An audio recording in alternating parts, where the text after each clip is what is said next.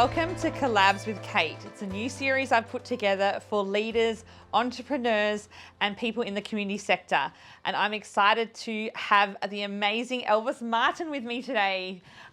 He is an ambassador for so many different causes. He's on the board of many not-for-profits, and you're doing such amazing work in youth homelessness, mental health, domestic violence, and so on. You're just doing so many amazing things, and I'm so proud to have you as the first guest on my series. Thank you. Thank you so much for having me, Kate. It's an honor to be the first person on your guest, and this is exciting. Exciting and I season. think it's a great season and something great initiative that you come up with, and I think this will inspire and motivate many young people. Yes. And provide insights into different leadership roles. So Elvis, tell us a little bit about you and the work you're doing at the moment. What are you passionate about?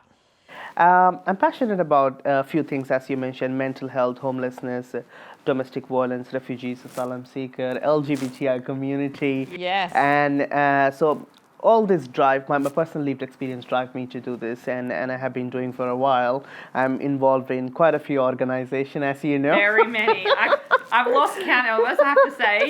You do so much amazing stuff in the community, and I'm just so proud to be your friend and fellow ambassador. Thank you. I'm proud to be your friend, and that you are an achiever. You're a true achiever in your business and the community contribution, because I always talk about why it is important for corporates like you to really support community sector, because without your support, charities and non-for-profit might not able to do the amazing work that they like to do and the expertise they have.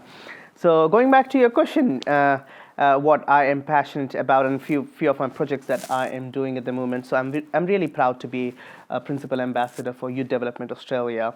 Okay. And Youth Development Australia is a big umbrella organization that have youth works, National Youth Commission.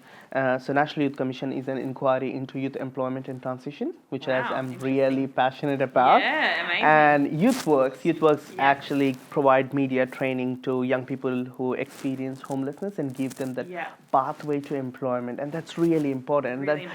That's what I'm passionate about. I want to help young people who experience hardship and homelessness and women who experience domestic violence, bring them back on track. Yes, that's amazing. Empower them to be who they want to be. Yeah.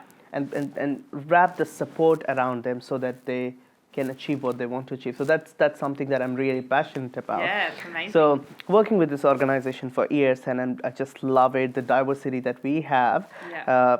I know you're passionate about diversity, and your team is diverse, so that's something that we both are passionate about. I am an advisor. I sit on the advisory council of Mental Health Compliance Commissioner, where we provide advice to the Commissioner and the Commission of Mental Health in Victoria.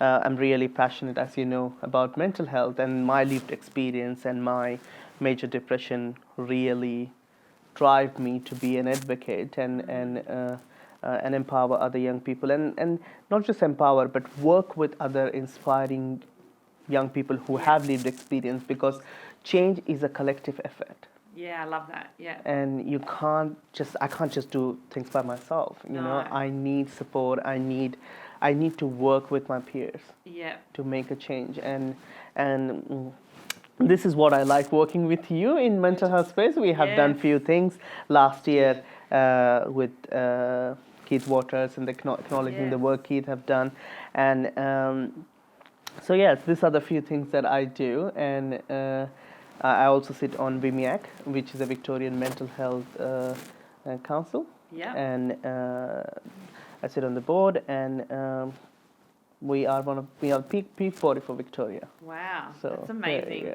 You're so inspiring, and I just love hearing your story and how you've used your mess to be your message in life, and how you've had such adversity and trials in your past, but you've used that to now advocate and help other young people to live a better life. And I'm so proud that you can do that and use your story to help people. Thank you. I just feel like we all can do it. Like, I was not left with an option. Yes. Okay. So I hit the rock bottom, and I was not left with an option. Yeah. Going up was the only option. So I can't go more down, and it was already the bottom. I can't. Bottom, and going up was the only option, and that's just So I said, I don't know whether you saw one of my recent article where I talk about, I turn my scars into strength.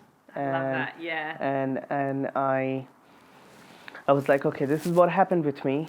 This is not right, but I am going to support so that there's no other Elvis who's struggling and who have the tough time that I had. Wow. And I don't want young people to go through what I have been through, but will I able to stop that completely? No, I can't do it by myself. Yeah. So I'm going to work. Many times people ask me, are you going to open a non-for-profit organization because you're amazing and things like that? And many times I have been asked this question, but I was like, I'm not going to create a non-for-profit organization. The reason behind that is already we have enough non-for-profit organization, and I believe that support them to do the work and close the gap. So there is a gap in the sector, there is a gap in the system. Work on closing the gap rather than, I'm passionate about mental health, homelessness and domestic violence, and I was like, okay, I'll start an organization. It doesn't work. Yeah, okay. It's like reinventing the wheel in a way, rather than using what's there and building it up.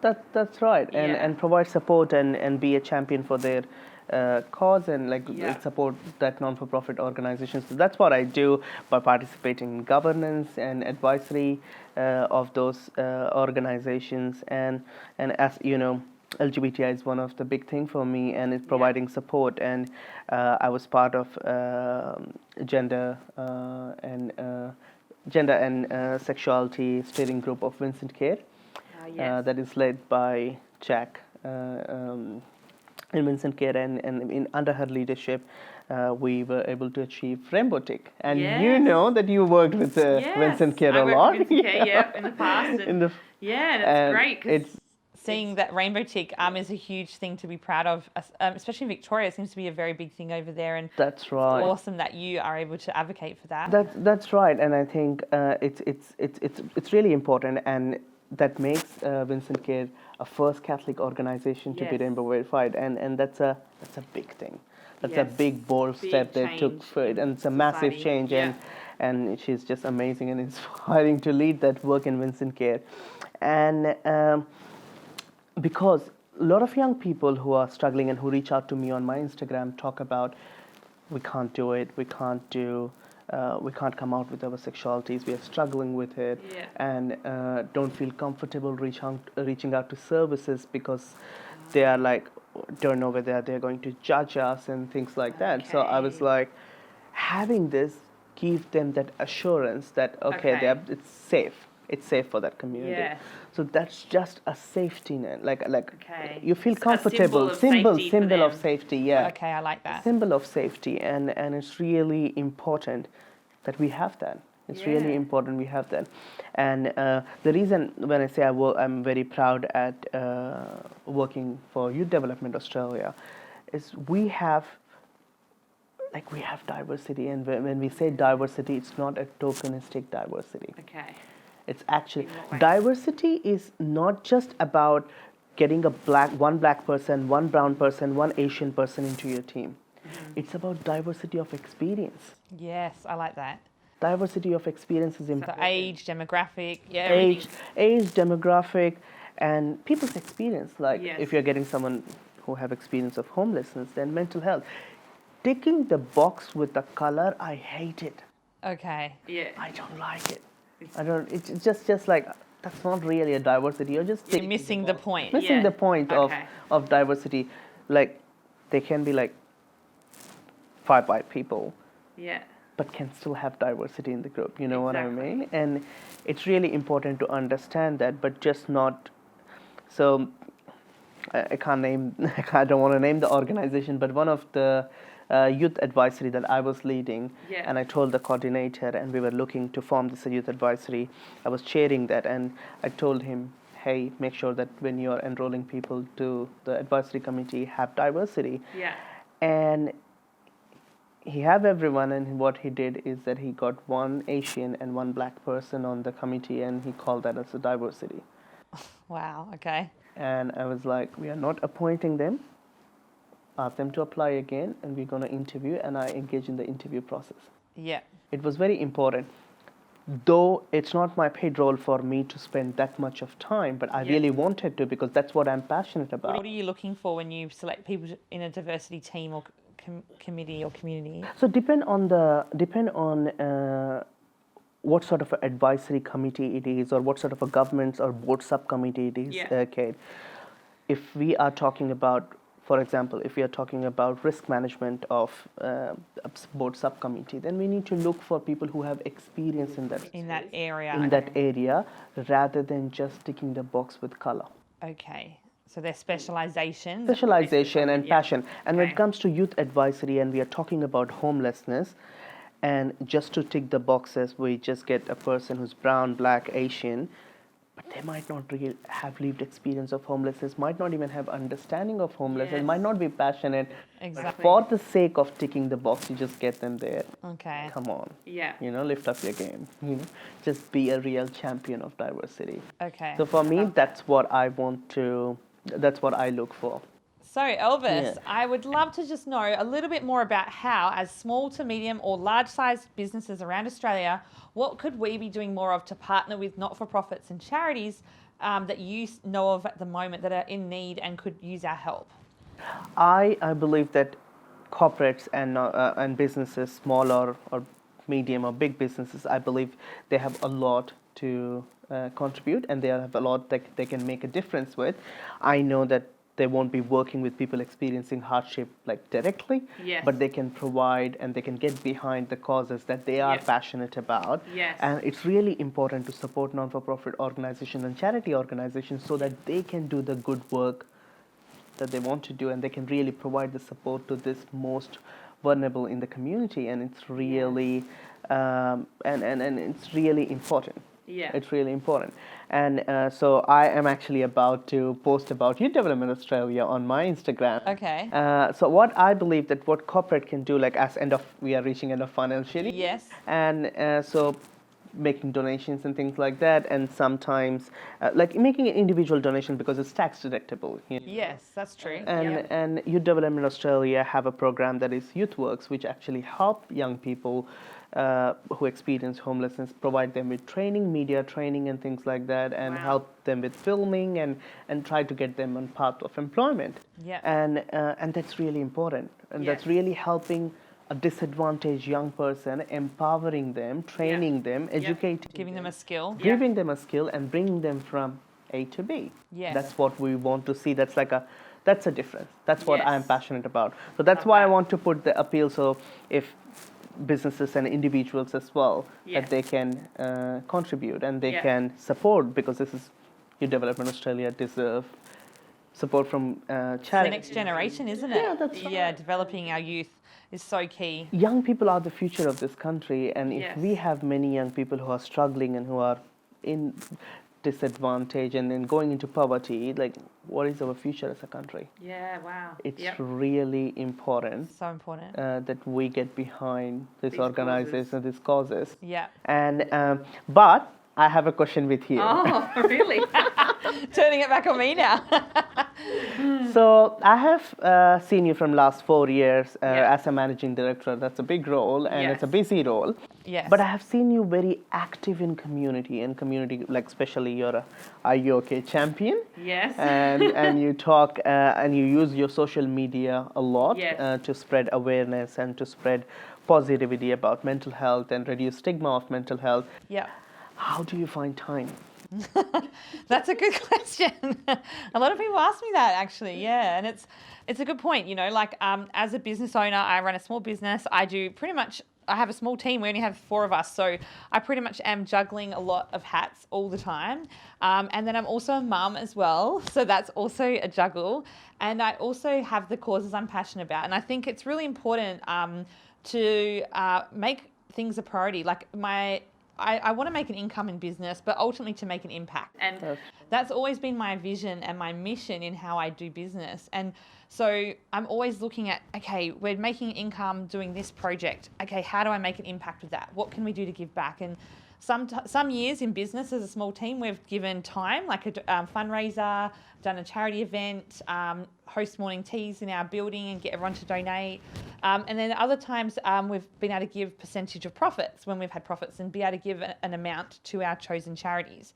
And so I really think it's important as businesses to always be getting your team on a journey with you, picking something that as a team you guys are passionate about, but it does need to come from the leadership and the managers. They do need to lead the way in this. And actually, you know, it might be initiatives that you come up with where if staff come forward with a charity they care about throughout the year, you could have a morning tea for that cause, like Daffodil Day or, you know, guide dogs or whatever that is. And then the company may match dollar for dollar donations that the team give, you know.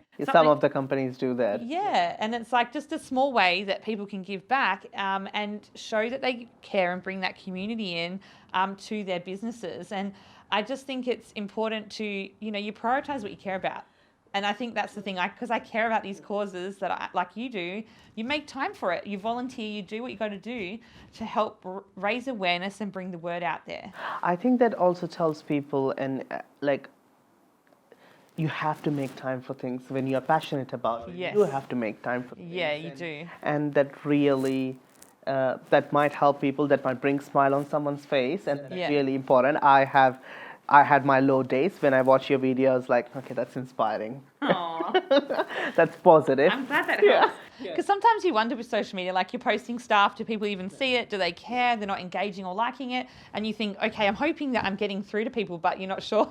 So it's nice to hear feedback. I think people liking and commenting is like, I was actually talking about in one of my speech and how social media operates sort of a thing with the algorithm and everything. Yes.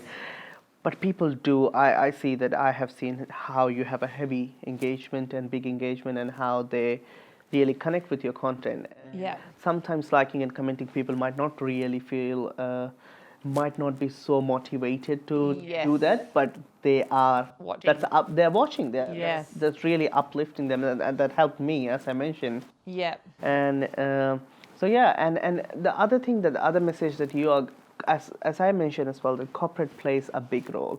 Yeah. Some corporates might think that, okay, I don't know what to do. Yes. I don't work with these young people, or I don't work with this disadvantaged community, and I don't know how to help. Yes, that's a good point. You can help with your profit. You can help with your donation. You can help with the corporate social responsibility with tax deductible donations. Yeah. And that will help those causes, Yes. those disadvantaged young people. And I think that's the thing, is like not thinking about, is my $500 going to make a difference or help? But actually every bit helps. And if we all have the attitude of giving what we can with what we've got in our hand at that time, you will be amazed at the difference we can make as a world, a better place. Yep. You know, it's like that whole paying it forward. Like if everyone does a little bit, it'll just make the light loader for all these charities and not-for-profits around Australia who have probably been really hardly hit during COVID and coming out of the pandemic. You know, it's you know, they're probably, the funding is a bit tight in certain areas, and so it's like it's actually up to us now as businesses to come behind these causes and actually help make a difference. That's true. And after COVID, a lot of non-for-profit organizations have been hit hard, and because they don't have support from these corporates who are really passionate about these causes, so they are struggling. Yes. So, and they are struggling to provide the support to disadvantaged, and that's why I have never posted on LinkedIn about an appeal of making donations and things like that, tax deductible donations. But I thought, no, YDA deserves it, and it's really important, and I think corporates should get behind it. Yeah, I love like LinkedIn for that platform, and I'm not afraid to post that stuff on LinkedIn, because I just think, you know what, if my following and my businesses are watching and they think they could make a difference and help in some way, I want to raise awareness for these causes and these platforms. And I think the people that do have that money to do that is the business world. So we need to get behind them and show them a cause and a need. And most people, when they know about something, they become aware of it, and then they go, okay, this is what I can do to help. And it might be, some charities do like a monthly donation type thing where you can give them $50 a month personally, or, you know, there could be a lump sum at the end of the financial year. Whatever that looks like for you and your finances, there's a way to get around it. And how do we know as business owners who haven't done a lot with charity or like not-for-profits before, how would they know? Because one big worry I hear a lot is that they're worried the money's going to just go on admin costs and not to the actual programs. Can you explain a little bit about how that works with a lot of services that you've worked alongside and seen? Yeah, see, this is just like, it's like a stereotype sort of a thing, if I can say Yes. that. Not every donation, yes, definitely, there need to be admin support because Yes. we, in charities and non-for-profit, we do have staff, we have to pay salaries and Yes. things like that. But your donation's not completely, like, there is a government funding, but it's a Yep. limited one. Yes. It's a limited one. So the donations, every organization have a different, so I can't really give you one answer to that because every organization have a different strategy around and Yeah. setup around that. But it's just not true when people say that most of the money goes to admin costs. Is there certain questions that we could be asking as organisations when we talk to not-for-profits and charities to find out about that? Like, how do we find out if... I think their there are company does? some organizations that are comfortable to share how Yeah. their donations will go, Yeah. and not just some. I think most of them, Yeah. and And they'll be quite honest, weren't they, about the percentage that goes for admin costs versus everything else? that's right. As one of the volunteer for Red Cross and one of the big advocate for Red Cross, I sort of felt I'm not a spokesperson for Red Cross, but I'm as passionate for what they do, and I know what they do. Yeah. And I felt a little offended when last year when there was talk about like admin cost and this and X, Y. exactly. That was just not true. That Yeah, was okay. just not true. So sometimes it's false It's advertising it's media a that goes around. false advertising and media, and So you've not gotta do every your media is homework. bad, but there are some Yes, true. that, yeah. So the lesson is that we need to do our own homework and That's right. research on these different charities that we're supporting and find out what their strategy is around that and how they fund their business, whether it's government funded, whether it's through events and programs. One of the charities I'm really passionate about is the Freedom Hub as well. Yeah. And they do a lot with the human trafficking space. And the way that they cover their admin costs is by running events in their venue. Yeah. And they have a cafe, and that funds all their admin costs. So any donations they get directly go to their survivor school. So I love that idea. Yeah. I have worked with non-for-profit and charity who have this sort of a social venture Yeah. where they are, for example, when I talk about that I'm promoting YDA, Youth Development Australia. Yes. So Youth Development Australia, YouthWorks also does filming for Yes. projects for government and different things, and they make the money from filming, and then Yeah. that's how they pay their staff. So whatever you're donating is Yes. going to help those disadvantaged people, but not really paying the staff salary. Yeah, okay, that's good. And I guess to round it all off, I've just loved talking with you today, and thank you for coming and talking with me and sharing with my audience all the amazing work you're doing. And I'm just so proud of you, and we're excited to go to an awards night tonight for you, aren't we? Thank you. Yes, I'm looking forward to it. What's the awards for?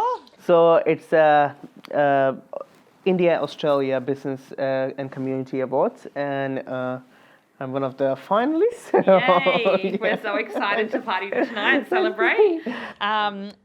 We know you're going to be making a huge difference in the community to come, and thank you for your time. And I guess to end it off, I'd love to know what your favourite quote is, because I'm a quote queen. I'd love to know what your favourite quote is at the moment to share with everyone. That's a difficult question. I know, there's so many good ones. So many good ones, and so many of them have inspired and motivated me in my journey. But one of my own quote I would like to share it because it Elvis relates. His own quote. I love this. So that actually relates with our work in mental health and, Yes. and reducing the stigma of mental health at workplaces. And so I want to be in a world where being vulnerable is not seen as being incapable. I love that. And because at many workplaces, like when people talk about the reason employees struggle to share about their mental health is that they don't want to get seen as incapable, or he can't do Yes. that, she can't do it, they Yes. can't do it. So it's like, so that's why they are afraid of talking about their hardships and struggles. I get And it. I was like, I want to live in a world where they feel comfortable and not judged Yes. on what they are going through and what they can do. Yeah, I love that. Yeah. Vulnerability doesn't mean you're incapable, and that's so important. Like how we want to encourage more people to be vulnerable in their life, in their work, and use your story to help other people. And I think you and I do that really well. And and I'm just so proud that we are able to be at a strong place so we can do that, and do that inner work along the way. You know, it's not easy to put your face and label on something, especially with your lived experience. It can bring up a lot of emotions and trauma. And so it's so important that, you know, when you see people with lived experience sharing their journeys like we are in our lives, that you support them and you encourage them, because we are human too, and we've done a lot of inner work to get to where we are, but we also need that love and encouragement from those around us. And I love that we can like cheer each other on through the highs and lows of life, and I'm so glad that we get to be on that journey together. And I'm just so proud of everything you're achieving, and I'm so grateful for you to be here today. Thank you, and I'm proud of the work that you do as a business owner and as a community advocate, and I really look up to your leadership in mental health space and everything that you do for community. Oh, thank you. We were so honoured today to speak with the amazing Elvis Martin, and I'm looking forward to many more collabs with Kate like this in the future, so stay tuned of who's coming next on the channel. Thank you.